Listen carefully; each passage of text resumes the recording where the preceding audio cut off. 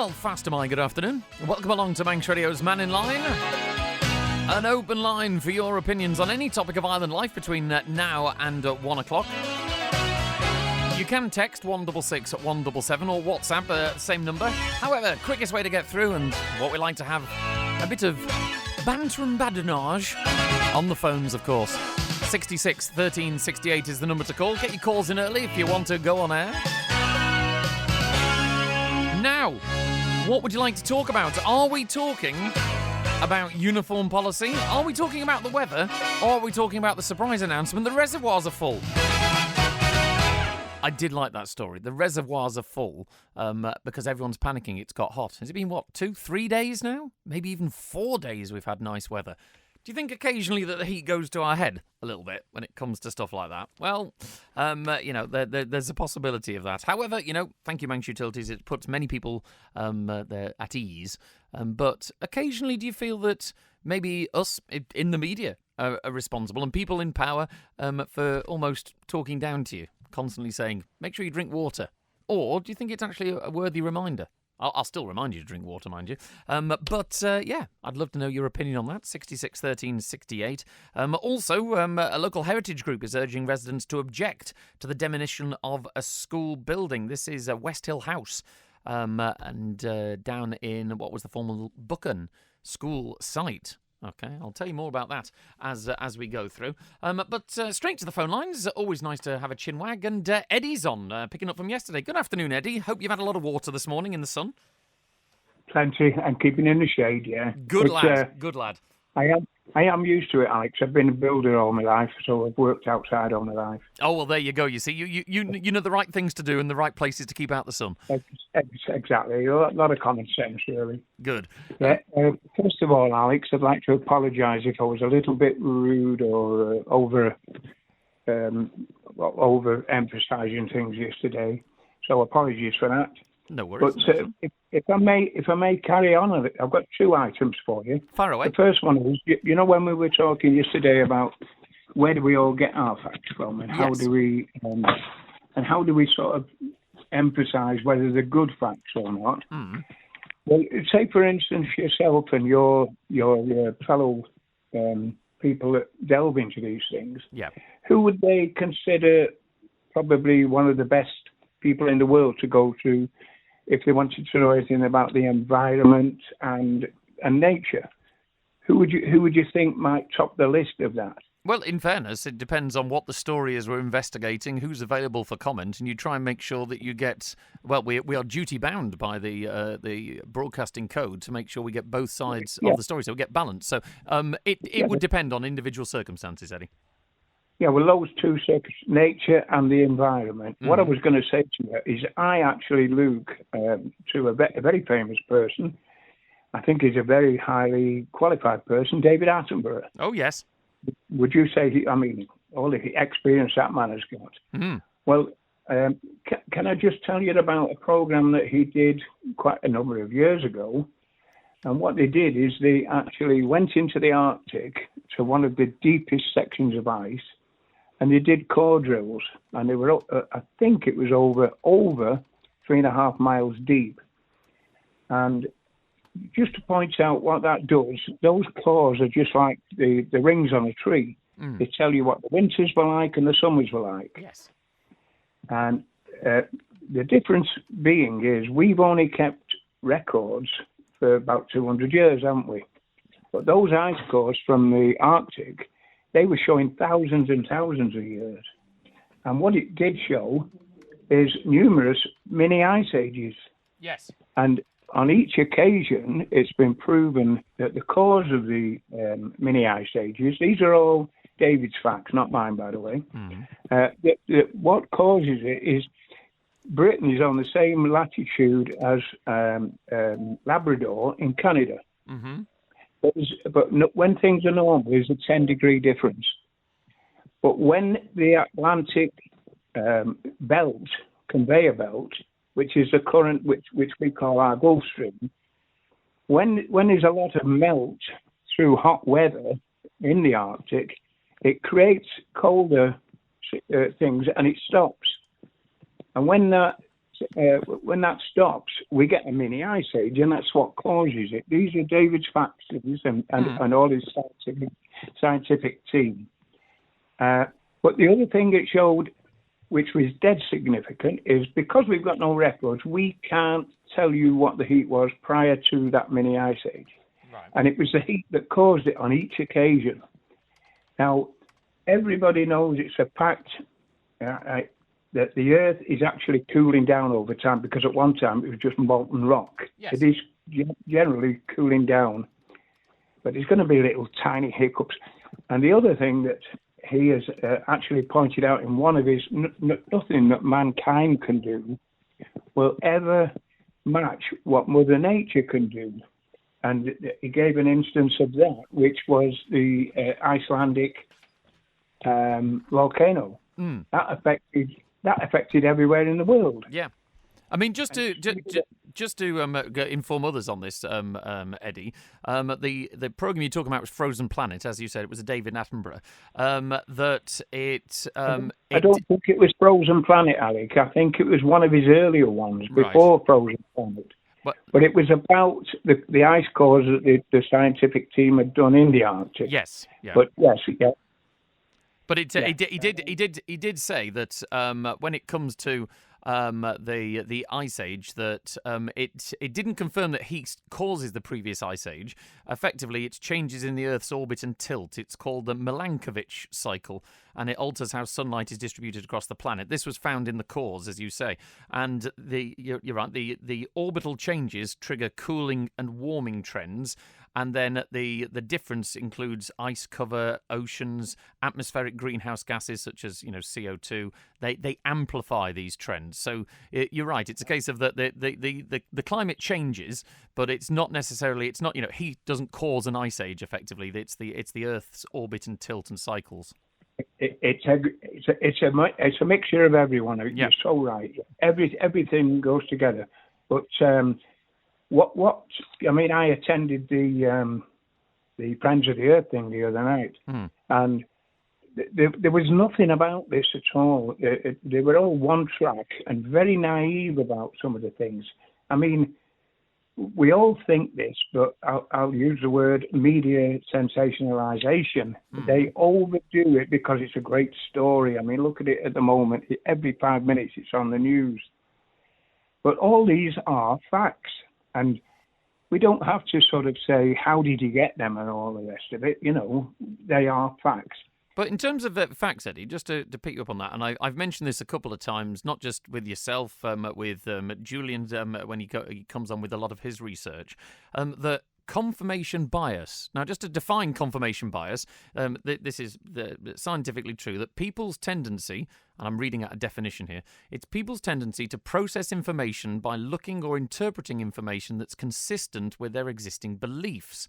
The biased approach to decision-making is unintentional, and it results in the person possibly ignoring information that's inconsistent with their beliefs. So in terms of the Friends of the Earth, like you mentioned the other night, their belief and drive is about cutting down on greenhouse gases and trying to make sure that the warming of the planet that is happening is kept to a level where the human interaction isn't pushing it further. And then on the other side, you would say, well, why are you ignoring this? Because this is the case, and they will argue differently. And surely that's both sides of an argument. Yeah, well, I totally agree with what you're saying. But how would you relate my case then? I mean, let's take, for instance, the wind turbines. Mm-hmm. I live at the top of Rannoch, right by where they're planning to put them. Yes. And I thought, great, we're going to have cheaper electricity. It's going to be, non-polluting, things like this. So right at the very beginning, I was for it.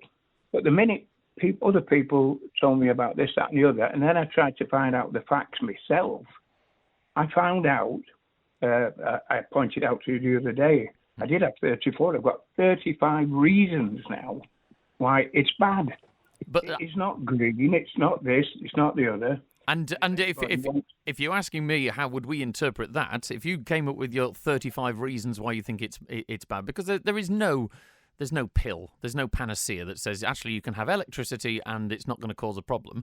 So in terms of balance, there would be 35 reasons why burning fossil fuels and putting toxins in the air is bad for human health. It could be bad for the environment. That in the same way that emissions out of cars is bad for you. However, electric cars that don't have emissions still aren't environmentally friendly because of the way they're produced. So I suppose the balanced view is that, yes, we represent your side, that wind farms, they're not a magical panacea. But the question is, when making the decision, and whoever makes the decision, is which is the lesser of the two evils, I suppose. Yeah, what I'm trying to point out here is that I didn't listen to I wasn't influenced in any way. I tried to find things out for myself, and that was the conclusion. And we've also compared the existing gas and the generation that we do at the moment,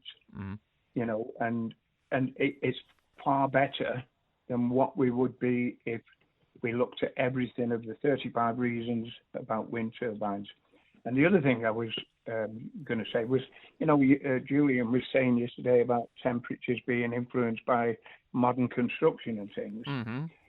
Well, my patio out the back, I built a patio out the back 25 years ago, but I put a raised wall around it and dug about 80 ton out so that I have a sheltered back garden. Mm-hmm. I live up near Rannoch Chapel, which is halfway up a mountain, and we get a lot of wind, and it's usually 2 degrees cooler. Well, over the last few years, right, I think it was 5 years ago, I had 38 degrees. That's 103 Fahrenheit. Mm. But I've been in touch with Julian yesterday. I explained to him and I shown him what causes it in mine, Alex, is I painted the colour terracotta. Yes. And that attracts heat. So my patio out there, being terracotta, is going to attract probably another 5-6 degrees, possibly. I don't know, but it's scientific fact again that colour. I mean, when they're doing years and years ago, I worked for J.D. Whittaker in Port Erin, and we did a test on a Sahi company for him doing solar panels. Mm. All as it was glass tubes filled with water. But they were all black. Everything was black. That attracts heat. And I used to go there in the mornings and take temperatures of the water coming out of the tap.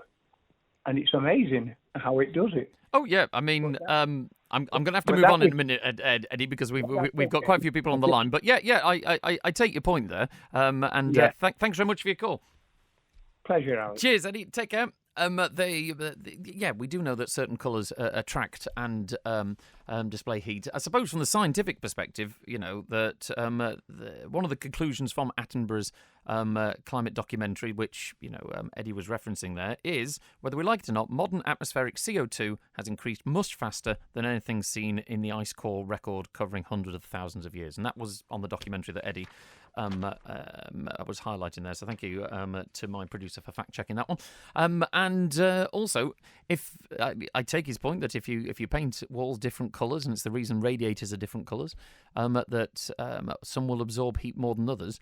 Scientifically, in order to warm up the atmosphere, surely that if his patio was painted a different colour, all of his neighbours should have felt warmer as well, because it would spread out and have a permanent effect. So that's possibly the difference there. Howard's been waiting patiently. Thank you very much, Howard, for holding on the line. How are you today? Hi, Alex. Very well, thank you. I was wandering down by the Camera Obscura yesterday on a bit of a walk in the afternoon. They're doing a bit of tarting up down there. Looks good. It's a little bit more than tarting up. Yes. It's serious construction work. Much needed maintenance, shall we call it? Yes. Yes. But I will take the fifth on the rest. Yes, okay. What would you like to talk about, Howard? Actually, it's up by your place, the little amphitheatre. Oh, yes. Round the corner. Mm. Well, the other day when Andy was on, he was talking to I think it was St. Ninian School, and they made, yes, I think it was, and they made reference to the after-school party when they'd finished the school. Oh, down in Happy Valley, down yes. To Happy Valley. Mm. I think, they were wrong in the sense Andy immediately said, "Oh yeah, I know what that is," mistakenly said it's opposite Port Jack Chippy. Yeah, But it's further up round the corner, isn't it? Further round. Yeah.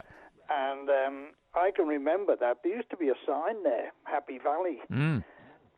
It's before that, it was known as Onken Harbour. I think it still is officially on Google, isn't it? And it's just beyond where White City was. Yep. If you turn down on the Seacliff Road, it's overgrown now. It's up there on whatever day this week, and it's overgrown. But you used to be able to drive a car down. You couldn't turn, obviously, you had to back out or whatever. No. But the reason why that was Happy Valley was connected with the amphitheatre on Douglas Head. Because didn't Happy Valley have its own little kind of amphitheatre? Not as. This is the reason why I'm saying is the chap that used to do the minstrel shows, the Piero. Yep. He didn't get his license one year, and so he didn't go without. He had the theatre, or his theatre, moved to Happy Valley, and a little building put up down there in Onken Harbour, and renamed it Happy Valley. And that name is stuck because, as I say, I remember it from donkeys years ago. And even the amphitheatre in Douglas Head, I said the other day, I'm old enough to remember these, but I've been to quite a few of the shows up there when the Pieros were on. And even on the cable cars that ran from the bottom of Douglas Head up to the top, they didn't finish till 1954. Well, that's just the children that were there, or they weren't. They were young adults. They were of the impression that was called Happy Valley, but it was always just Port Jack Beach. Yes. And it was a very popular spot. There were a lot of steps. A very popular spot for bathers and drying clothes, the sheets, etc. Not only that, Howard, it was very popular back in Victorian times because the Douglas bylaws at the time segregated male and female bathing, and the only place a family could go and bathe was Port Jack. Port Jack. Yeah. Well, the swimming pool that used to be down below in Port Skillion, that was dedicated male bathers only. Yeah. In fact, I've got a copy of a letter that came from what was then Douglas Town Commissioners, and they were berating the fact that the men were dressed semi-nude, and they were virtually covered in what we could say was a wetsuit. Yes. But the fact that they didn't have a hat, scarf and gloves on. And didn't you used to see photos of the fact that when the men were swimming in this pool, around the sort of perimeter wall were crowds of women watching? Oh, yes. Yep. All with the thumbs up and whatnot. But that was just on a lighter note, away from all the wind farms and everything else. All these little pieces are still there, and it's nice for them to be remembered, even if they are in a slightly run-down condition, for the younger generation to come up and remember our history is our future, and that's what we build our life on. Good point, Howard. On a final one, the little theatre that used to be at Happy Valley, when did that go? Can you remember? Oh, Lord, no, I can't. But I will find out what the little theatre. Yeah, the little Piero Theatre that used to be there. Because I know the Swanee Minstrels were still playing at Douglas Head in like the 50s, but I wondered how long Happy Valley lasted. Yeah. I'll set you that as some homework, Howard. You have done. It's got me curious now. But I can look it up. But having said that, I can remember many of the shows. And actually, if you go onto YouTube, Harry Belafonte sings "There's a Hole in My Bucket, Dear Liza." And that was one of the regular songs up there in the amphitheatre on Douglas Head. Brilliant. Howard, I will look that up. Thank you very much for your call. It's brightened my day. Much appreciated. Cheers. Take care. Bye now. Thanks. Bye. Right, we'll talk to Bonzo just after this. The countdown to the 2026 general election is officially on. On Thursday, the 24th of September, you'll get to have your say on who should represent you in the House of Keys for the next 5 years. But what are the things you really want to know from your candidates? How they feel about wind farms, what they do to improve healthcare, or how they plan to tackle government efficiency. Whatever it is, if you have a burning question for those standing, we want to hear from you. You can find out how and everything else you need to know about the upcoming election on our dedicated election website. Just head to manxradio.com. Visit Ramsey Art Gallery for a fabulous range of top brand watches and stunning gold and silver jewellery, gifts for all occasions, and of course our gallery of prints and original artworks. Find all this and more at Ramsey Art Gallery, Jewellers and Engravers, opposite the RNLI shop. Looking to make the most of your savings?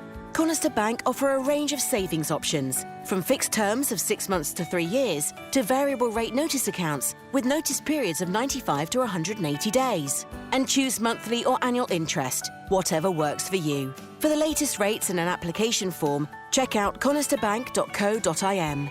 Conister Bank, celebrating 90 years of community, heritage and connection. Here for the journey. All deposits are subject to status, terms and conditions apply. No early withdrawals permitted. Qualifying deposits made with Conister Bank are covered by the Isle of Man Depositors Compensation Scheme as set out in the Depositors Compensation Scheme Regulations 2010. The exclusive Karcher store is open with thousands of products, accessories and parts in stock. For Karcher sales and service, Hersham Electrical, Shipyard Industrial Estate, Ramsey. There's monkeys and meerkats, penguins galore. You can meet with a panda, owls, lemurs and more. The Carax Wildlife Park is open 7 days a week. So book your tickets and experiences online now at caraxwildlifepark.im. Manx Radio! Manx Radio's Man in Line for Thursday. Alex sitting in for Andy. It's fast approaching 12:30 on this gloriously warm day here on our island. Absolutely beautiful looking out over Douglas Bay today, I have to say. And thank you very much to Steve, who's messaged in saying, didn't the recent Friends of the Earth presentation feature Adrian Cowan from the Met Office? I'm not sure, actually. But if it did, Steve's point is a guy who's literally spent his whole career studying climate science, and yet Eddie calls him naive because he doesn't want a wind turbine in his garden. Fairness to Eddie, it's probably a bit bigger than a wind turbine, but yeah, it's a good point. Steve says, once again, comparing worldwide decades-long climate studies to the temperature in my back garden is utterly ridiculous. That's Steve's opinion. Thank you, Steve. Des makes an interesting point. The thing about climate change will not destroy the world. It'll destroy people, but maybe that's not a bad thing. Well, it's interesting. And Mark says, I've got another reason to add to Eddie's 35. The wind turbines have been found to have asbestos in them. If you can quote where your facts come from, Mark, I'd like to know, obviously, because it might be true. It might already be on Eddie's list of 35. And thank you to my producer, Chris Pearson, who's been doing some digging that when it comes to the theatre at Happy Valley, it closed and was demolished at the outbreak of the Second World War, 39-40. So there we go, Howard. I've saved you a bit of homework there. Right, Bonzo has been waiting patiently. Hello, Bonzo. How are you today? Hello, yes, very well, thank you, although roasting a bit in my conservatory because it's the sort of 2 or 3 hours a day when the sun is nicely overhead at that time, broiling me. I was going to say, if you're going to be anywhere on a day like today, possibly the conservatory is not the most refreshing. No, but it's the only place where I can get a decent signal. Oh, I see your point. Okay, but are you ringing up to complain about Manx Telecom, or is there another topic on your mind? No, it's the architecture. It's nothing that Manx Telecom can really do about it. Oh, okay, right, okay. Okay. Anyway, climate and a balanced view. All right. Well, first off, it was Adrian Cowan who was actually holding the presentation of the climate emergency film last night. Thank you. I didn't go and see it. I'm waiting for it to come down south, but I have seen the odd clip of it on YouTube. And hysterical and naive. Well, I don't call former NATO staff generals talking about it hysterical and naive. So, they can argue with the trained military professionals about whether conclusions about what may happen as a result of climate damage. Well, do you feel, Bonzo, that I raised it there with Eddie, the fact that people don't seem to accept confirmation bias, that naturally everyone has their own beliefs and their own opinions, and in a free society they are right to have those, and I would fight to my last breath to defend someone who disagrees with me so they can actually have that opinion. That's how it works. However, it's almost an air of self-awareness that you realise that you've taken that stance. And a lot of people sometimes don't seem to have that. Well, yes. I mean, it's like people talking about, those people who believe in all this climate action stuff, like we've sort of decided to take up a cult like the Moonies or something, sun worship, or join the Druids. Yes, that goes against the idea of science. Now, here's an extract from a speech to a World Assembly made by someone with a science background, which you'll hear the punchline at the end. At the end of a book which has helped many young people to shape their own sense of stewardship for our planet, its American author quotes one of our greatest English poets, Milton, in his Paradise Lost. When Adam in that poem asks about the movements of the heavens, Raphael the archangel refuses to answer. Let it speak, he says. The Maker's high magnificence, who built so spacious, and his lines stretched out so far that man may know he dwells not in his own, an edifice too large for him to fill, lodged in a small partition, and the rest ordained for uses to his Lord best known. We need our reason to teach us today that we are not, that we must not try to be the lords of all we survey. We are not the lords, we are the Lord's creatures, the trustees of this planet, charged today with preserving life itself, preserving life with all its mystery and all its wonder. May we all be equal to that task. Now, who do you think might have said that? Go on. Tree-hugging, tofu-eating, loony lefty Margaret Hilda Thatcher. Wow. Addressing the UN General Assembly in 1989. I think no matter what your opinion on Margaret Thatcher, you can possibly not call her a tree-hugging, left-leaning politician, could you? Some people might nowadays. Well, true. Everything has lurched so far. Everything has lurched so far to the right, and of course, the reason that she advocated so strongly about climate action, even back then in 1989, because that speech and other things produced the Kyoto Protocol in 1992 that banned CFCs, that helped heal the ozone layer. Yes. The reason that she came out with it is because she is, well, to my knowledge anyway, the only trained scientist ever to be Prime Minister. Yeah. She of course, studied chemistry. She did. Oxford, yeah. She was instrumental in the creation of Mr. Whippy. There you go. Yes, that's one of her claims to fame. Exactly. But yes.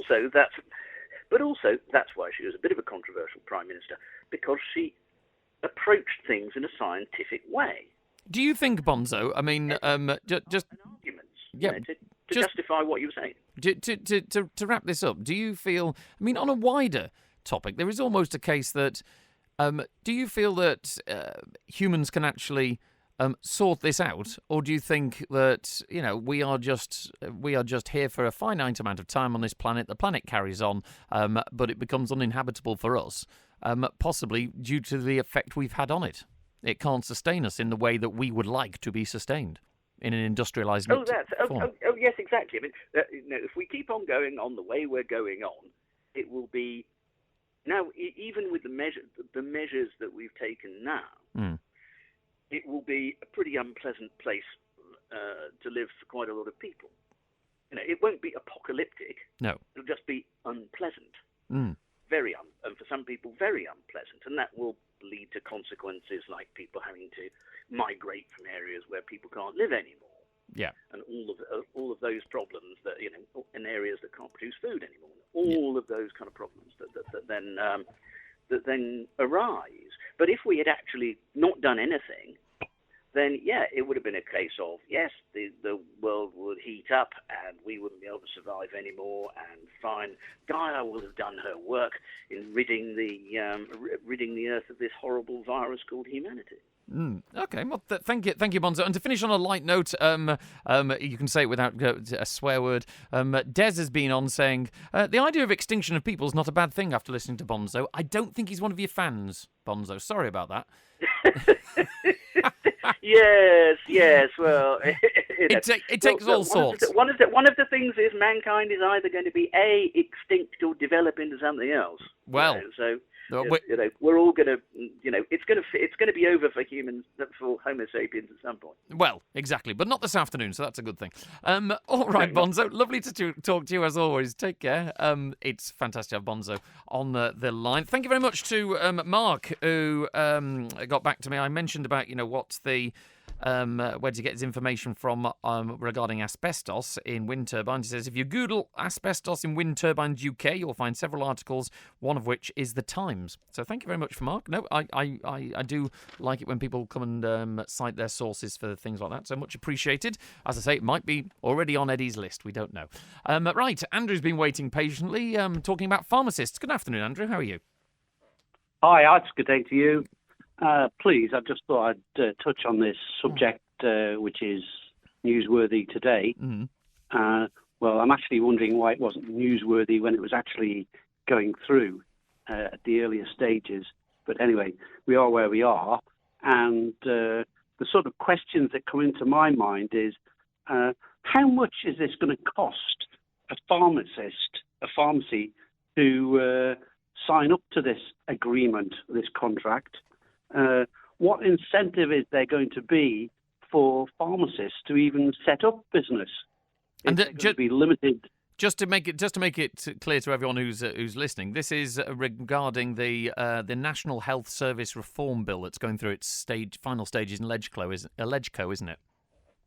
Correct. Yeah. Correct. So, what incentive is there going to be for pharmacists to set up when feasibly they might be limited by some contract term? And what sort of oversight is there going to be by some sort of regulator in respect of these contracts? And will it introduce price controls, for example, on pharmacies and make them maybe less profitable? So why would you set up as a pharmacist as a private business? And so overall, how is it better going to serve the public by having pharmacies being on contract terms? And I'm hopeful that some other listener will come on and tell us the answer. Do you feel that... Because I can't hear. Your opinion, Andrew, I'm putting words in your mouth, but please, throw them out again if I'm wrong. Do you feel that... My opinion. I was going to say, do you feel it's more bureaucracy for bureaucracy's sake and more regulation? Correct. It's almost like a power grab from somebody within the DHSC saying, what, we don't have enough work. Do we need more people here? Or what should we do? Well, we'll introduce this. And that'll mean that our headcount has to go up and I'll have a bigger, whoever it is, will have a bigger empire. That's all it seems to be. Because what's the problem now? What is the problem now? I can't see that there's a problem. There's people who've been doing pharmacy business for years and years, family businesses. So what is the problem? There's no problem. So why are you trying to fix something where there is no problem? If somebody comes on and says, oh, yes, there is a problem, well, please do so. But I don't know that there is. I can't see it. So why are they trying to fix something that isn't broken? It's just, as I said, a power grab as far as I can see, and it will lead to smaller independent pharmacies going out of business. And then we'll be left with, how should we say, multinational pharmacies who can just come and go at their own behest. Okay, thank you for that one, Andrew. And we've invited the Department of Health and Social Care to respond. Nothing back as of yet. Government communications. Yeah, it's one way at times. But thank you for bringing that one to our attention. Just to actually fill you in on this, because it is quite, I wouldn't say a complex topic, but it is a topic that requires explanation that Andrew was talking about there. It's an MLC warning that pharmacists have been left feeling uncomfortable by proposed changes to their contracts with Manx Care. And Gary Clewett, MLC, voiced his concern as the National Health Service Reform Bill went through its final stages in Legco this week. He's described plans to move pharmacists from open-ended to fixed-term contracts as seismic and fears it could have a financial impact on providers. Mr. Clewett says he brought forward his amendments after being approached by pharmacists. While the bill proposing to change the contracts is currently progressing through the branches, the exact details haven't been shared with providers. He sought to add assurances to the bill, including guaranteeing providers a right to a renewed contract unless they've breached their contract. After the sitting, he told Phil Gaughan why. You're taking a group of providers, some of which, and the pharmacies alone, there are some third and fourth generation families that have run our community pharmacies that are pillars of our community. They're, well loved by the people, and they now feeling really uncomfortable because there's the seismic change in going from this sort of open-ended contract to what they're being told is a fixed-term contract.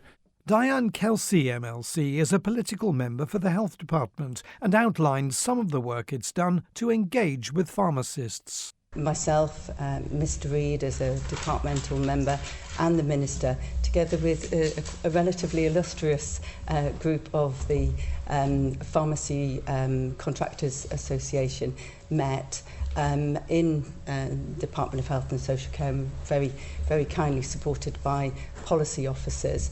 And that 3-hour meeting I felt was very useful, and we all walked out of that meeting believing that the amendments that the government were putting forward were actually going to satisfy the majority of the concerns. Mr. Clewett told the sitting he had sought a delay. I apologise for introducing an amendment literally at the last minute. This amendment was written at 3 a.m. this morning. That is the issue. I absolutely concur that we haven't had time. This is my whole issue with this. We are rushing a bill through that needs more consideration. I had asked the mover to delay moving this until next week to give us more time to consider some of these issues. That was not an option.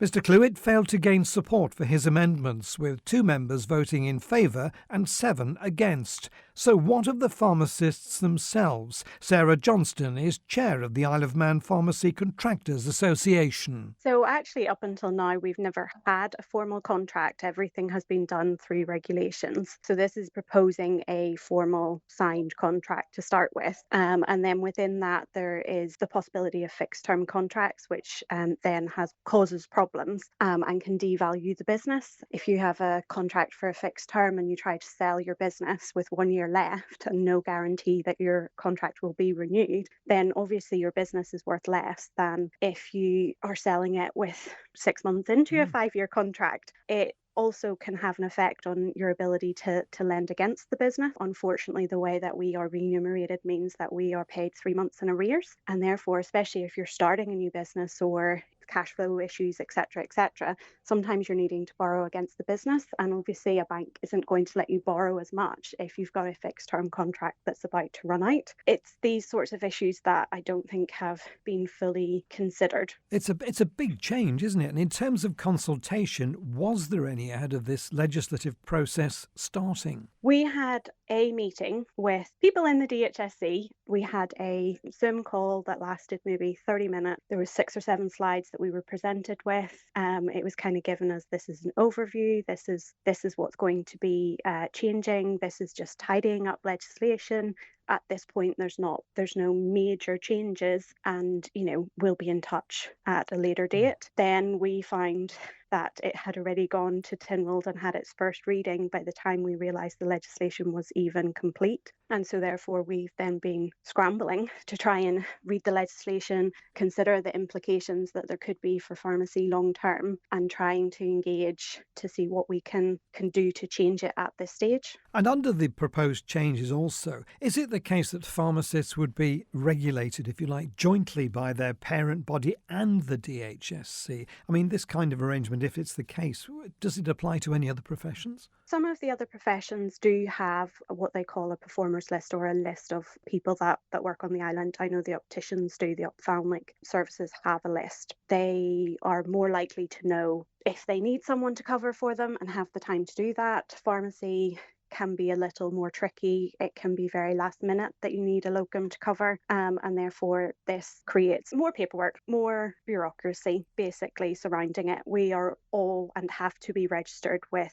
either the General Pharmaceutical Council in England or with the Pharmaceutical Society in Northern Ireland to be able to practice, and they regulate us. They deal with fitness to practice things. As it stands in the primary legislation, it does only ask for a list and for us to apply to a list. But the regulations could then add to that and, as you say, cause us to be further regulated above and beyond our professional body. Sarah Johnson, the chair of the Isle of Man Pharmacy Contractors Association, concluding that report from Simon Richardson about the concerns about the proposed contract changes. I thought it was important to put you in the picture there of what Andrew was talking about. Stephen wants to refer to this as well. He's on the phone. We're busy on the phone today. Hello, Stephen. How are you? Good afternoon, Alex, and good afternoon, listeners, on this very hot day. I think we'll probably all be indoors listening to Max Radio. Oh, well, I think that's a great thing. I think that's also a great thing, because speech content is so important. Well, my concern is that how on earth have we got to this late stage where people have appealed to members of the Legislative Council to seek changes on this legislation? That seems to be a remarkable situation to have achieved, and what on earth were our legislators in the House of Keys doing when they passed this legislation? Did they not know that no one had been consulted within the profession? You know, it just seems beyond belief that those people who are going to be directly affected, and of course the Isle of Man was very much once a place of many small businesses, with less multinationals from the UK here. And now we don't seem to have that. But were they even contacted? Were they consulted?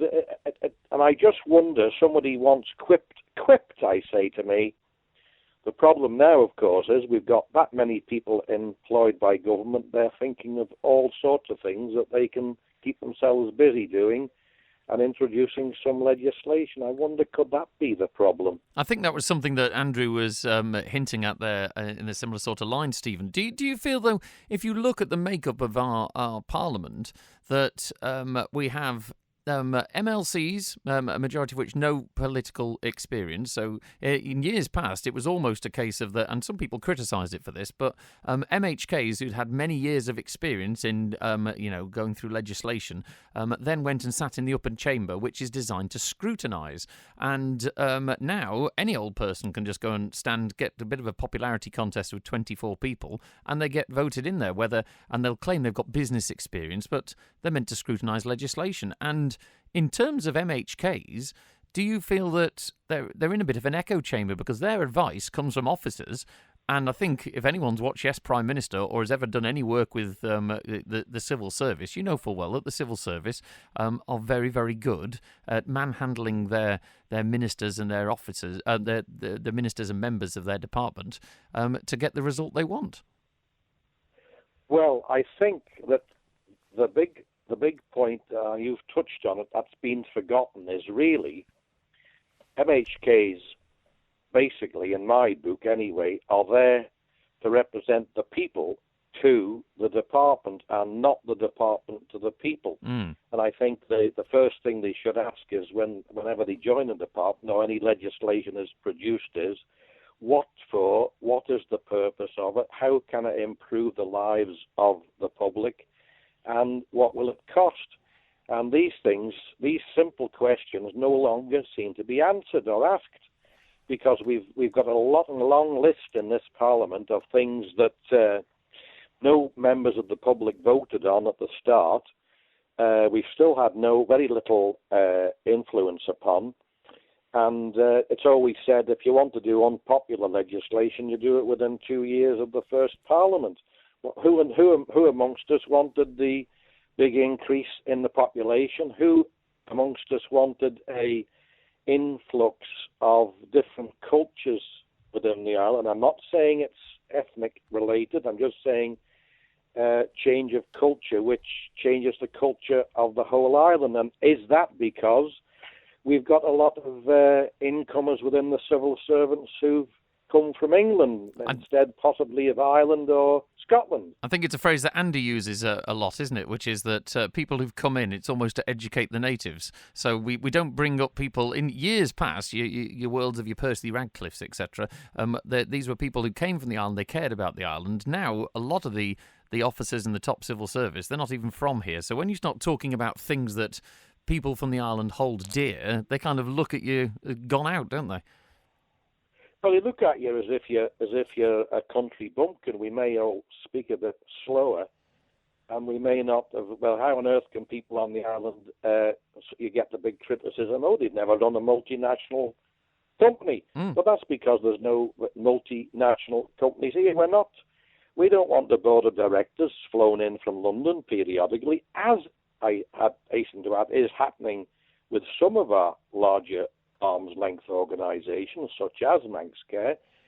I would hope that anybody that gets elected, the public will ask them, will you allow people to be nominated to great positions on the island but not even live here? Now, I hear David Ashford defending that position a few years ago, and I think, goodness gracious, what is the place coming to where we don't even say to these colonials who want to come here and tell us how to do things, you don't even have to live here, and our politicians endorse it.